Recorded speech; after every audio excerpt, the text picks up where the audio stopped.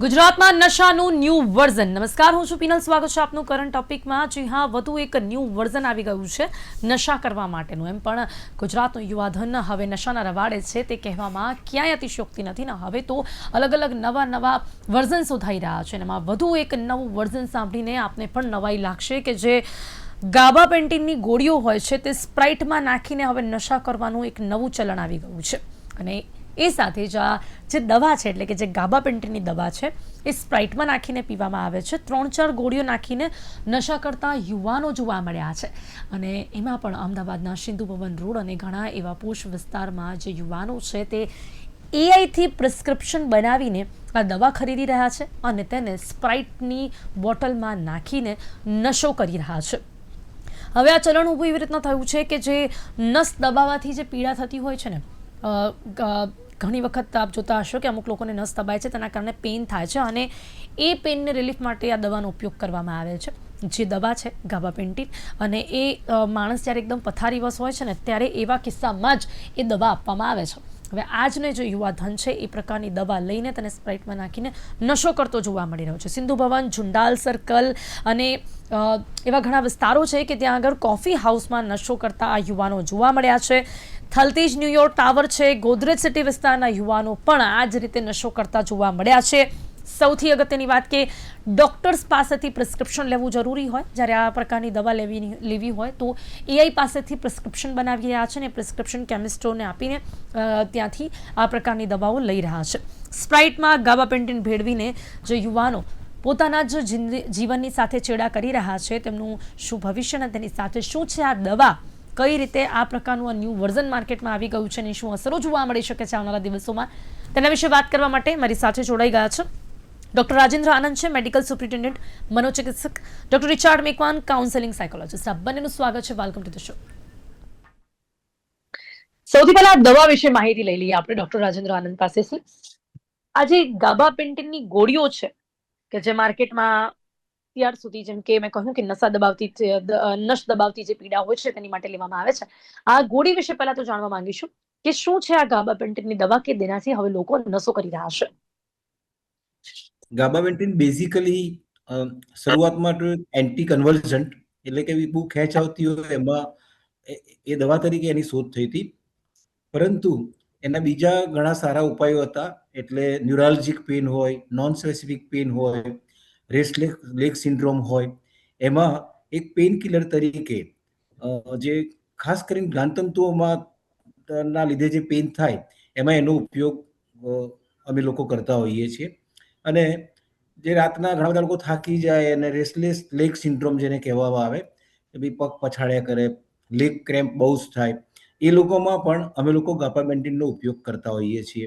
એટલે બેઝિકલી શરૂઆત એની એન્ટી કન્વર્જન્ટથી થઈ હતી, પણ પછી એનું પેઇનમાં બહુ સારો રિસ્પોન્સ હતો, એટલે એ પેઇન કિલર તરીકે આજકાલ દરેક ડોક્ટર એનો સારો ઉપયોગ કરે છે. ઓકે, ઇટ્સ કાઇન્ડ ઓફ આને પેઇન કિલર જ માનવામાં આવે છે ડૉક્ટર રાજેન્દ્ર આનંદ? છે એ પેઇન કિલર જ? નહીં, જ્ઞાનતંતુના જે એની ઇરિટેબિલિટીથી કે એમાં જે કંઈ ફેરફાર થાય એના લીધે જે કંઈ પેઇન થાય એમાં એનો ઉપયોગ બહુ ઘણો સારો છે. એટલે જ્ઞાનતંતુઓ પર એનો અસર સારી છે. જનરલી આ દવા ક્યારે પ્રિસ્ક્રાઇબ કરવામાં આવે છે? જ્યારે આ રીતે હાથ પગ તૂટતા હોય, રાતે ઘણીવાર લોકોને જે બહુ લેગ ક્રેમ્પ થાય ને એના લીધે ઊંઘ ના આવતી હોય, કેમ કે ગાબાપેન્ટિનની બીજી અસર એનાથી ઊંઘ પણ આવે, થોડું સિડેશન પણ આવે. એટલે રાતના અમે લોકો જનરલી યુઝ કરતા હોઈએ છીએ. અને જે નોન સ્પેસિફિક પેઇન હોય, કોઈ પેઇનનું કોઈ જ કારણ ના હોય, કે ભાઈ બધા જ ટેસ્ટ થઈ ગયા હોય તેમ છતાંય હેડેક થતો હોય, એમઆરઆઈ નોર્મલ હોય, સીટી સ્કેન નોર્મલ હોય, તેમ છતાં પણ પેઇન થતું હોય. એ જ રીતે ન્યુરોપેથિક પેઇન હોય, જે ડાયાબિટીક લોકોમાં જ્ઞાનતંતુ ઇનએક્ટિવ થાય અને એનાથી પેઇન બહુ થાય, એટલે ન્યુરોપેથિક પેઇન હોય. એ જ રીતે આલ્કોહોલિક ન્યુરોપેથી હોય, એમાં પણ પેઇન બહુ થાય. એમાં અમે લોકો ગાબાપેન્ટિનનો યુઝ કરતા હોઈએ છીએ. ઓકે, હવે વધુ એ દવા વિશે જાણીશું. પહેલા હવે વાત કરીએ રિચાર્ડજી સાથે. રિચાર્ડજી, આ પ્રકારની દવાનો ઉપયોગ નશા માટે કરવામાં આવ્યો. આ પહેલા પણ આપણે જોયું હતું કે જે માર્કેટમાં આવ્યું હતું કે સિરપ, જે શરદીમાં લેવામાં આવે છે એવી, અને ગળું દુખતું હોય તો જે સિરપ આપણે લેતા હોઈએ છીએ, એ સિરપથી લોકો નશો કરતા થયા હતા. હવે આ એક નવું વર્ઝન. આ કેવા પ્રકારની મેન્ટાલિટી લોકોની આવી ગઈ છે કે દવાઓથી નશો કરો? શું એટલા માટે કારણ કે ગુજરાતમાં એમ દારૂ બેન્ડ છે જે નામની પણ ચલો આપણે નશાબંધી કહીએ, એના કારણે આ પ્રકારના નવા નવા વર્ઝન શોધાઈ રહ્યા સો મને લાગે છે આપણે આ દવાનો પ્રશ્ન નથી, આ પ્રશ્ન કોઈ છે. પ્રિસ્ક્રિપ્શનનો પણ નથી. આ પ્રશ્ન છે કે હમ આપણા બાળકો તણાવને હેન્ડલ કરવા માટેની કોઈ યોગ્ય જગ્યાઓ ન મળવાના કારણે એ લોકો એઆઈને પૂછીને કે કેવી રીતે રિલીફ કરે. એ લોકોની એકલતા છે, એ લોકોનો ભણવાનો સ્ટ્રેસ, આ યંગસ્ટર લોકોની વાત કરું છું. અને મને ખ્યાલ છે કે જે સ્કૂલો 8, 9, 10, 11, 12 સુધી ભણાવે છે, તમે એની આજુબાજુ જશો ને તો હમ ત્યાં જુવાનોને પ્રલોભનો માટે કેટલી બધી વાત, અને ખાસ કરીને ડ્રગ્સ અને એની વાત. કોઈ સિગરેટ પીતું હોય ને તો આ છોકરાઓ અંદર અંદર શું વાત કરે છે કે આ તો ગરીબ છે, એ ગરીબ હે ક્યાં.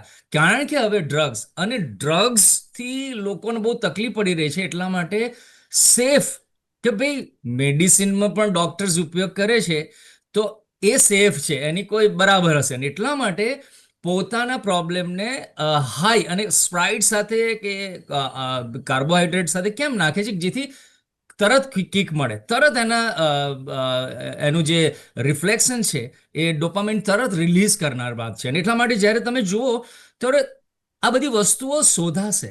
અને આ કોઈ પોલિસી બનાવી દો અને બહુ એ કરો એવું નથી. આ પારિવારિક પ્રશ્ન છે. મને એવું લાગે છે કે ઘરની અંદર આપણે આ તણાવને હેન્ડલ કરવા માટેની યોગ્ય રિલીફ સિસ્ટમ બનાવીએ, અને એના કારણે એનાથી આ બાળકો જે બહાર સ્ટ્રેસ ભણવાનો કે પછી પિયર પ્રેશર છે, એમને કમ્પેરિઝનનું બહુ છે, પેલા એ લાવ્યો ને પેલા એ નથી લાવ્યો, એની અંદર અને સાથે સાથે ભણવાનું છે, અને એ બધાની અંદર એ લોકો શોધી રહ્યા છે. અને હવે એઆઈ એ બધું ફટાફટ કરી દીધું છે કે કેવી રીતે તરત હું ટ્યુશનમાં થોડી જગ્યાએ મને સમય મળતો હોય ને જઈને થોડીક જગ્યાએ હું હાઈ થઈ જાઉં. અને આ તરત ની જે આ દુનિયા છે એની અંદર મને એવું લાગે છે કે લોકોએ અને ખાસ કરીને જુવાનોએ આ અપનાવ્યો હોય રસ્તો, એવું લાગે છે. વિચારથી આ શું મજા આવે છે લોકોને. મને છે ને આ પ્રશ્ન ઘણી બધી વખત થાય છે કે આ ખબર કેવી રીતે પડે છે કે આ જે મારો લોડ છે ને એ લોડ આનાથી હળવો થશે. અને ખરેખર આ વાત મેં ઘણી વખત ઘણા લોકોને પૂછી છે કે શું ખરેખર આ વાત પણ માનવી પડે આપણને કે આ પ્રકારની દવા પ્રકારનો નશો થોડાક સમય માટે લોડ તો હળવો કરે જ છે, અને એ જે થોડોક લોડ હળવો થાય છે ને એના કારણે જ ફરી એક વખત એ જ વસ્તુ કરવાનું મન થાય છે. આપણા શરીરમાં એક કેમિકલ ઉત્પન્ન થાય છે જેને ડોપામિન કહેવામાં આવે છે. આ ડોપામિનની અંદર શું છે કે એને ફીલ ગુડ ફેક્ટર, તરત તમને હાઈ કરી દે, તરત તમને રિવોર્ડ આપે, તરત તમને એનું જે બદલો મળવાનો છે ને સારો, એ તરત ચીક આપે. અને આવા બધા ઘણા બધા કેમિકલ્સ છે. પણ સૌથી મોટું આ છે ને એટલા માટે જ્યારે તમે પ્રશ્ન પૂછો ખરેખર એવું થાય છે, હા થાય છે. દરેકની ડોપામિનનો જે ટ્રિગર છે એ અલગ છે. કોઈકને પોર્નોગ્રાફી જોઈને થાય, કોઈકને બર્ગર ખાવાથી થાય, કોઈકને આ બધા ડ્રગ્સથી થાય, કે કોઈકને કોઈક ફિલ્મ જોવાથી. આપણે તરત એ જે ડોપામિન છે ને આપણે એ રિવોર્ડ સિસ્ટમ, એ કેમિકલને વધારે ને વધારે લાવવા માંગીએ છીએ. કેમ લાવવા માંગીએ છીએ? કારણ કે આજુબાજુ બહુ સ્ટ્રેસ, આપણે ભૂલવા માંગીએ છીએ સ્ટ્રેસને. અને આપણે એ બધાથી કેમ આપણે 3 કલાકના ફિલ્મ જઈએ છીએ, 3 કલાક ફિલ્મ બેસીને આપણે શું કરીએ છીએ ત્યાં એક વાત પર ફોકસ કરીએ છીએ, અને એની અંદર બધું ઉથલ પાથલ થયા કરે. એમાં આપણને એવું લાગે છે કે હાસ આપણે આ દુનિયાના પ્રશ્નોથી બચી ગયા છે. પણ મને લાગે છે એની મિકેનિઝમ પણ આપણે સમજવી જોઈએ જેથી એને યોગ્ય રીતે હેન્ડલ કરી શકાય. જી બિલકુલ. હવે વાત ફરી એક વખત કે ડોક્ટર પ્રિસ્ક્રિપ્શન જે પણ આપતા હોય, ડોક્ટર રાજેન્દ્ર, હવે આ પ્રકારની દવાઓમાં પ્રિસ્ક્રિપ્શન કેટલું જરૂરી છે? વિધાઉટ પ્રિસ્ક્રિપ્શન શું આ પ્રકારની દવા તમને મેડિકલ સ્ટોર પરથી મળી શકે છે ઇઝીલી? આમ તો પ્રિસ્ક્રિપ્શન સિવાય આ દવા ના આપવી જોઈએ, કેમ કે આ દવા સેન્ટ્રલ નર્વસ સિસ્ટમ ઉપર કામ કરે છે. પ્લસ આ દવાથી ઘણા બધા લોકોને તરત જ ઊંઘ આવતી હોય છે, એટલે એક જાતનો નશો થતો હોય છે. દરેક આજના યુવાનો શું કરે કે એને ઊંઘવું નથી, પણ એક જાતના નશામાં રહેવું છે. તો એ આ દવા લઈને થોડો એનો વધારે પડતો ડોઝ લઈ અને એ એક્ટિવ રહેવાનો પ્રયત્ન કરે. એટલે એ લોકો એવું સમજે કે ભાઈ એને એવું ફીલ થાય કે એકદમ થોડો રિલેક્સ ફીલ થાય, સ્ટ્રેસથી દૂર રહે, અને ઊંઘ આવે છે પણ ઊંઘવું જ નથી, એવું પણ આ લોકો શું કહેવાય કે એનો એક્સપિરિયન્સ કરતા હોય છે. એટલે આવી દવાઓ નો ડાઉટ જે પણ દવાઓ સેન્ટ્રલ નર્વસ સિસ્ટમ પર અસર કરતી એ દવાઓના પ્રિસ્ક્રિપ્શન ડોક્ટરના પ્રિસ્ક્રિપ્શન સિવાય અપાય જ નહીં. પણ આપણે કહ્યું એમ એઆઈ થી આજકાલ લોકો પ્રિસ્ક્રિપ્શન બનાવી દે છે. ઘણા લોકો તો પોતાનું પ્રિસ્ક્રિપ્શન ઝેરોક્સ કરીને ઉપર તારીખ બદલીને અને દવા લઈ આવતા હોય છે.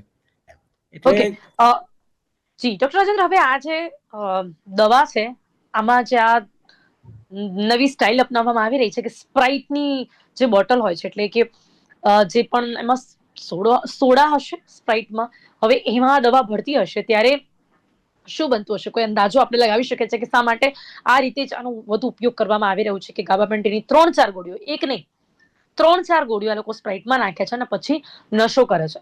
તો આપનું શું માનવું છે કે શું આનાથી જે રીતે બીજા અન્ય નશીલા પદાર્થો જે કામ કરતા હશે એ પ્રકારનું કામ આ દવા પણ કરતી હશે કે જ્યારે 3-4 લેવામાં આવતી હશે ને જ્યારે સ્પ્રાઇટમાં નાખવામાં આવતી હશે?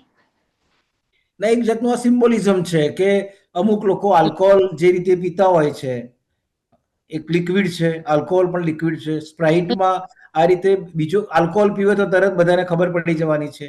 હા. પરંતુ આ જે દવા એને મિક્સ કરી સ્પ્રાઇટમાં મિક્સ કરી, નો ડાઉટ સ્પ્રાઇટ એક પ્રકારનો એસિડ જ છે, એમાં તરત જ મિક્સ થઈ જાય અને જેમ જેમ એ લોકો સીપ લે એમ એમ એ લોકોની નર્વસ સિસ્ટમ પર એક્શન લેવાય અને એમનું નર્વસ સિસ્ટમ થોડું ડિફરન્ટલી બિહેવ કરે. એટલે આ રીતે આનો યુઝ વધ્યો હશે, હું એવું માનું છું. ઓકે, હવે ગાબાપેન્ટીનનો ઓવરડોઝ જ્યારે લેવામાં આવ્યો છે ડોક્ટર રિચાર્ડ, તો ચલો આ તો આ પર્ટિક્યુલર એક દવાની વાત છે, પણ કોઈ પણ એવી દવા, સિરપ હોય કે કોઈ પણ દવાનો ઓવરડોઝ લેવામાં આવે ત્યારે શું શરૂઆતી સિમ્પટમ્સ જોવા મળતા હોય કે જે ખરેખર એક સમય માટે જ્યારે કોઈ પણ નશીલા પદાર્થોનું સેવન કરે વ્યક્તિ તો એ ધીમે ધીમે વધતું જાય ત્યારે કોઈ પણ બીમારી આવે તે પહેલા કંઈક લક્ષણો જોવા મળતા હોય, આ પ્રકારની દવાઓનું ઓવરડોઝ લેવાથી વ્યક્તિમાં કેવા પ્રકારના લક્ષણો જોવા મળતા હશે? આ પ્રકારની દવા લેવાથી સૌપ્રથમ જે લોકો ઓવરડોઝ લે ને, કે 4-5 ટેબ્લેટ એકી સાથે લઈ લે, તો એમનામાં કન્ફ્યુઝન ડેવલપ થાય, એ લોકો ડિસઓરિએન્ટેડ થાય, એટલે એ લોકો ક્યાં છે ટાઈમ ની ખબર ના પડે, 11 ટોક શરૂ કરે, એ લોકોને બધા જ સાયકોલોજીકલ ઇસ્યુઝ થાય, ઘણીવાર એમને હેલ્યુસિનેશન પણ થાય આ પ્રકારની દવાનો. કેમ કે આ દવા ફક્ત ને ફક્ત સેન્ટ્રલ નર્વસ સિસ્ટમથી કામ કરતી હોય એટલે મગજને કોગ્નિટિવ ઇફેક્ટ જે કહેવાય એ બધી જ કોગ્નિટિવ ઇફેક્ટ ડિસ્ટર્બ થાય, એટલે ઘણીવાર ઓળખી ના શકે અથવા તો જુદા નામથી બોલાવે. જેમ દારૂ પીને લોકો લથડિયા ખાતા હોય છે એવું એક બિહેવિયર પણ આવે. વધારે પડતો ઓવરડોઝ લેવાઈ જાય તો વોમિટિંગ, નોઝિયા પણ શરૂ થાય, એમને ઉબકા આવવા માંડે. એટલે ખાસ કરીને આ ગાબાપેન્ટીનથી જ્યારે જે ઓવરડોઝ લેવામાં આવે ત્યારે કન્ફ્યુઝન, પેશન્ટ પોતે બહુ કન્ફ્યુઝ રહે, એને કંઈ ખબર ના પડે, એની કોગ્નિટિવ કોઈ પણ એક્શન ના લઈ શકે, કોઓર્ડિનેશન જતું રહે, ઘણી બધી સાઈડ ઇફેક્ટ છે આની. ઓકે રિચર્ડજી, હવે આવા લોકો છે ને આવી કોઈ પણ વસ્તુ કરવા માટે કઈ રીતે પ્રેરિત થતા હશે? બીકોઝ જો આમને તો એટલું જ ખબર હોય કે નશો કરવો છે તો નશીલા પદાર્થ હોય, ડ્રગ્સ હોય, દારૂ હોય, સિગરેટ હોય, પણ આ પ્રકારે કોઈ પણ દવાનો ઉપયોગ કરીને નશો કરીશું, કોઈ પણ એક દવાને 3-4 વાર ખાઈ લઈશું, 3-4 વધારે ખાઈ લઈશું તો આવું કંઈક થશે. આ કરવા માટે આ કેવી રીતે તમને પ્રોત્સાહન મળતું હોય છે?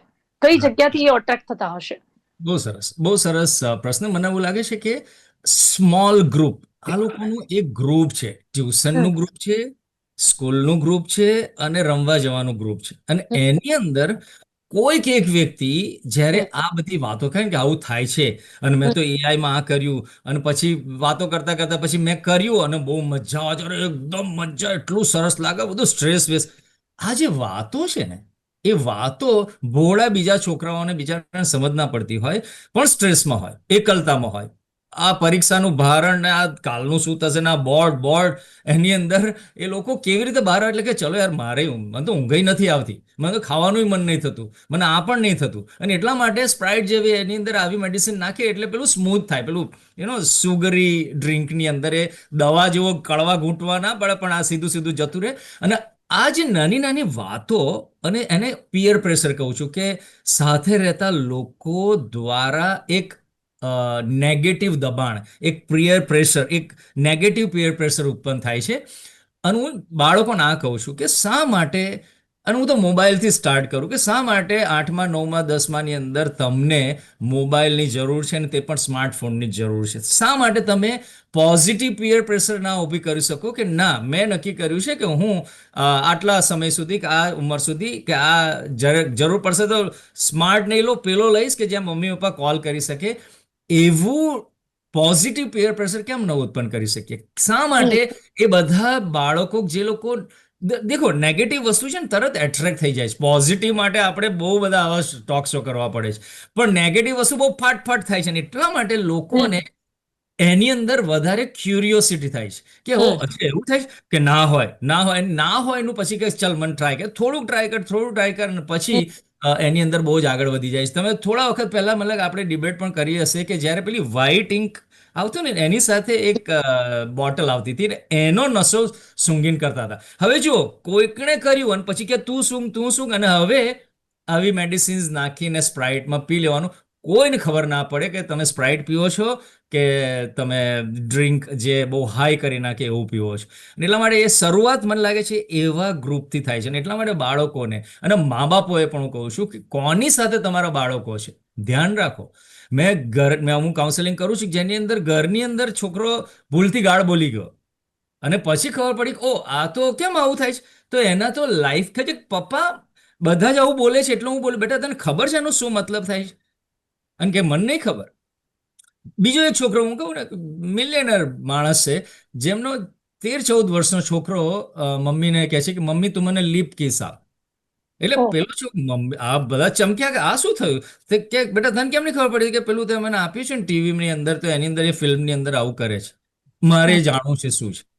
અને એ લોકો મારી પાસે, મેં કીધું યાર તમે શું જોવો છો, કોની સાથે વાત કરે છે, શું સર્ચ કરે છે, શું એવું છે તમારી પાસે?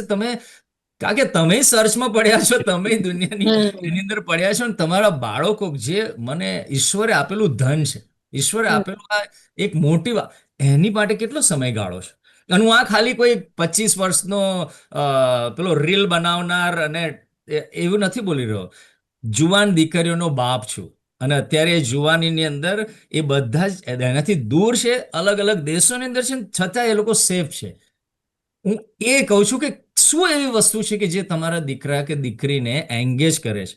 તમે સાથે સંવાદ નહીં કરી શકો તો તમને બહુ આગળ વધી જશે ને ત્યારે ખબર પડશે. પેલી છોકરી પ્રેમની અંદર બહુ જ આગળ વધી જાય ને કોઈ જો લગ્ન કરવા બેસે ને ત્યારે ક્યાંક ના હવે બેટા તું ના કર. નો. એક્ઝેક્ટલી. એટલે રોકવા ટોકવાનો એક સમય હોય એ ખૂબ જરૂરી છે. સમયથી જો છટકી ગયા ને તો પછી એમને પાછા લાવવા બહુ જ અઘરા છે. એટલે કદાચ જો કોઈ પણ એવા સિમ્પટમ્સ બાળકોમાં જોવા મળી રહ્યા છે કે એ લોકો બહુ ડલ ફીલ કરી રહ્યા છે, કાં તો પછી કોઈ પણ એ પ્રકારની દવા વારંવાર લઈ રહ્યા છે, તો તરત જ ત્યાં અટકવું જોઈએ. હવે ડોક્ટર રાજેન્દ્ર, બીજી એક વસ્તુ છે કે આ પ્રકારની ગોળી મેળવવાનો બીજો એક સોર્સ છે સામે આવી રહ્યો છે, એ છે કમ્પાઉન્ડર્સ. ઘણી વખત એવું જોવા મળતું હોય છે કે આ કમ્પાઉન્ડર્સ લોકોની પાસેથી પૈસા લઈને એમને ડાયરેક્ટલી દવા આપી દેતા હોય છે. આ કેટલું ખોટું કહી શકાય ને આપને પણ લાગે છે કે આ રીતે પણ લોકો આવી દવાઓ મેળવી રહ્યા છે? 100% આ ખોટું છે. કોઈ પણ કેમિસ્ટ હોય, કમ્પાઉન્ડર હોય કે કોઈ પણ ડોક્ટર્સના ત્યાં કામ કરતા વ્યક્તિઓ હોય અને જો આ પ્રકારની દવાઓનું વિતરણ કરતા હોય તો એ 100% ખોટું છે. પ્લસ આવા લોકોનું ડોક્ટરોએ પણ, જે લોકો જનરલ પ્રેક્ટિશનર છે એ લોકો તો લૂઝમાં કદાચ ગાબાપેન્ટીન રાખતા હોય, એ લોકો સ્ટીરોઇડ પણ લૂઝમાં રાખે, ત્યારે ડોક્ટરે પોતે પણ જાણવું જોઈએ કે પોતાનો કમ્પાઉન્ડર બીજું શું કરી રહ્યો છે.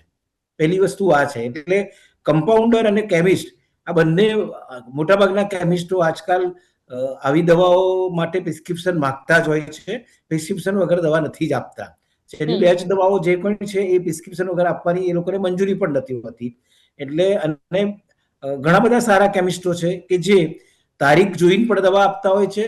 પેશન્ટ વધારે માગે કે મહિનાની લખી હોય 2 મહિનાની માગે તો નથી જ આપતા, અને એ બહુ જરૂરી વસ્તુ છે. અને જે લૂઝમાં દવાઓ મળે છે, અને આજકાલ શું કહેવાય કે જે લૂઝ દવાઓ જેટલી વધારે મળે ને એનો દુરુપયોગ થતો જ હોય છે. જી ડોક્ટર રાજેન્દ્ર, આ પ્રકારની દવાઓનો ઓવરડોઝ આવનારા દિવસોમાં આ લોકોની માટે કેટલું ખતરનાક સાબિત થઈ શકે છે? આ લોકોમાં કેવી બીમારીઓ જોવા મળી શકે છે, કેવા લક્ષણો આવનારા દિવસોમાં જોવા મળી શકે છે? લોકો ગાબાપેન્ટીન જેવી દવાઓનો ઓવરડોઝ લઈ રહ્યા છે સ્પ્રાઇટમાં નાખીને. આ પ્રકારની દવાઓથી એક તો માનસિક અસ્થિરતા ઊભી થાય. આ પ્રકારની દવાઓથી એન્ટી સોશિયલ બિહેવિયર ડેવલપ થાય. આ પ્રકારની દવાઓથી માઇન્ડ એકદમ ઇનેક્ટિવ થઈ જાય. ઘણા બધા લોકો સિવિયર ડિપ્રેશનમાં પણ આવી શકે. એમની કોગ્નિટિવ ડિફેક્ટ શરૂ થાય. એ લોકોની યાદશક્તિ ઓછી થાય. ઘણા બધા કોમ્પ્લિકેશન થાય આ પ્રકારની દવાઓથી, અને બધા જ કોમ્પ્લિકેશન મગજને લગતા થાય. એટલે ડે બાય ડે એ લોકોની સાયકોલોજીકલ ડિપેન્ડન્સી વધતી જાય, ફિઝિયોલોજીકલ ડિપેન્ડન્સી પણ વધતી જાય, અને જે લોકો વધારે પડતી દવાઓ લે ઘણીવાર તો એ લોકો એકદમ અનકોન્શિયસ થઈને પણ આવે, સિવિયર વોમિટિંગ થાય. આ પ્રકારની દવાઓથી એમને શું કહેવાય કે એમનું પોતાનું લાઈફ આખું એક પ્રકારની જોખમમાં મુકાય. હવે આવા લોકોને ફરી કઈ રીતે પાછા લાવી શકાય છે, કઈ રીતે નોર્મલ કરી શકાય છે? એક તો અવેરનેસ સિવાય ક્યારેય શું કહેવાય કે આનો કોઈ ઉકેલ નથી. સૌ પ્રથમ મા બાપે, જેમ મેકોન સાહેબે કીધું એમ, કે મા બાપે પોતાના બાળકોનું ચોક્કસ ધ્યાન રાખવું પડે. અને મેં એવું જોયું છે કે જે બાળકો અથવા જે યુવાનો એક તો ઘરે સાંજના લેટ આવતા હોય, અથવા તો જમીન બહાર નીકળી જાય, 8 વાગે બહાર નીકળે અને 12-1 વાગે આવે, તો મા બાપે કદાચ પેરેન્ટ્સે બહુ ધ્યાન રાખવાની જરૂર છે. બીજું, આજના યુવાનને પોતાના પૈસા સાથે વાતચીત નથી કરવી. જે કોમ્યુનિકેશન પેરેન્ટ સાથે હોવું જોઈએ નથી, પણ પોતાના મિત્રો સાથે કોમ્યુનિકેશન બહુ જ છે. એટલે પિયર પ્રેશર એક મોટી વસ્તુ છે. ત્રીજી વસ્તુ સ્ટાઇલ, કે આજે લોકો જે રીતે સિગરેટ પીવે છે, તો એક સ્ટાઇલ મારવા જ સિગરેટ પીવાની શરૂઆત કરે છે, જી જી અને જી, પછી એટલે એમાંથી ક્યાંક એક બહાર એ વધુ રહેતા સિગરેટનો બાળકો નશો પર અથવા ધ્યાન તો આપવું લે ખૂબ છે. જ જરૂરી છે. હવે અંતમાં હા, રિચર્ડજી, આપનું શું માનવું છે, આવા બાળકોની માનસિકતાને કેવી રીતે સુધારી શકાય છે? યા બહુ સરસ સવાલ. મને એવું લાગે છે કે તું કેમ આ કરે છે એ પ્રશ્ન પૂછવાથી ટાળવો જોઈએ. હમ તું કેમ આમ કરે છે, તું કેમ, એની જગ્યાએ કયું તારું પેન છે, અથવા તારું એવું કયું દુઃખ છે કે દર્દ છે જે આ દ્વારા તું છુપાવી રહ્યો છે. આ ક્વેશ્ચન છે ને ઓપન ક્વેશ્ચન છે, અને હમ આપણે એમના કયા એવી એન્ઝાયટી, કયા એવા પ્રોબ્લેમ છે કે જેને મા બાપો અને આપણી એજ્યુકેશન સિસ્ટમ કે પછી સ્કૂલ નથી કરી શકી. આપણે છે ને ગણિત, વિજ્ઞાન, એઆઈ શીખવાડી દીધું, પણ મનને કેવી રીતે સાચવવું, મનને કેવી રીતે સંભાળ લેવી, કઈ વાતોથી દૂર રાખી શકાય, આ વાત આપણે કરી રહી. એ મોટા મોટા સાયન્ટિસ્ટ થઈ ગયા પણ માનસિક રીતે બીમાર થઈ ગયા, ગોલ્ડ મેડલિસ્ટ લઈ ગયા, પણ હું મોટી મોટી કંપનીઓમાં મેં કામ કરેલું છે, મને ખબર છે ઇન્ટરવ્યુની અંદર ગોલ્ડ મેડલિસ્ટ બોલી ના શકે, એમની જોડે એવી સ્કિલ્સ નથી, કારણ કે એમણે માઇન્ડ સેટ ખાલી ગોખણપટ્ટી પર પાસ કરવા પર રાખ્યો, અને મમ્મી પપ્પાએ અને એજ્યુકેશન સિસ્ટમે એમને એમાં મૂકી દીધા છે. મારું એવું કહેવું છે કે દરેક વ્યક્તિ કશું કરે છે, Y he is doing what he is doing, શા માટે એ કરે છે, એને જો જાણવાનો પ્રયત્ન કરીશું તો રિયલ અર્થની અંદર આપણે એમની સાથે જોડાઈશું. અને સંવાદ એ સૌથી મોટું હથિયાર આજના દિવસોની અંદર મને લાગે છે. મા બાપો દ્વારા સ્કૂલનું છોડી દો, મારા જેવા કાઉન્સેલરનું છોડી દો, એ કરશે નહીં કરશે, તમારા બાળકો છે, તમારી જવાબદારી છે. વાત કરો, ઓબ્ઝર્વ કરો, એમની જોડે સમય આપો, અને જો બહુ સરસ પરિણામો આવશે. જો ઇનકેસ આવું કોઈ છોકરાને કે જી બાળક, બિલકુલ. એટલે એવું કહી શકીએ છે કે એક તો અવેરનેસ અને બીજું સંવાદ, આ સૌથી મહત્વની ગોળીઓ કહી શકે છે કે જે બાળક માટે આવી બીમારીમાં અસરકારક સાબિત થઈ શકે છે. ને આ બંને વસ્તુઓ સૌથી પહેલા કોઈ આપી શકે છે તો એ પેરેન્ટ્સ છે. એટલે જો તમે તમારા બાળકનું ભવિષ્ય સારું ઈચ્છતા હોય તો સૌથી પહેલા સંવાદ કરો અને અમને અવેર કરો. અત્યારે સમય અહીંયા સમાપ્ત થાય છે. ડૉક્ટર રાજેન્દ્ર, ડૉક્ટર રિચર્ડ, આપ બંને મારી સાથે ચર્ચામાં જોડાયા, આ વિશે લોકોને યોગ્ય માર્ગદર્શન આપ્યું, તે બદલ આપનો ખૂબ ખૂબ આભાર. Thank you so much. Thank you. તો આ નશાનું એક ન્યૂ વર્ઝન જોવા મળી રહ્યું છે, અને જો અવેરનેસ નહીં આવે ને જો બાળકોની સાથે સંવાદ નહીં કરો તો આવા જ નવા નશાના વર્ઝન તમારા બાળકોને બરબાદ કરતા જ રહેશે, એમનું ભવિષ્ય બગાડતા જ રહેશે. અને એટલા જ માટે અત્યારે જ અટકોનું છે એવા કોઈ પણ સિમ્ટમ્સ તમને તમારા બાળકોમાં દેખાઈ રહ્યા છે તો ત્યારે જ રોકાઓ, અને જો તમે ન સમજાવી શકો તો સાયકોલોજિસ્ટને સંપર્ક કરવામાં પણ ક્યારે ના અચકાવો. કરંટ ટોપિકમાં અત્યારે બસ આટલું જ. ફરીથી મળીશું એક નવા વિષયની સાથે. ત્યાં સુધી રજા આપશો. નમસ્કાર.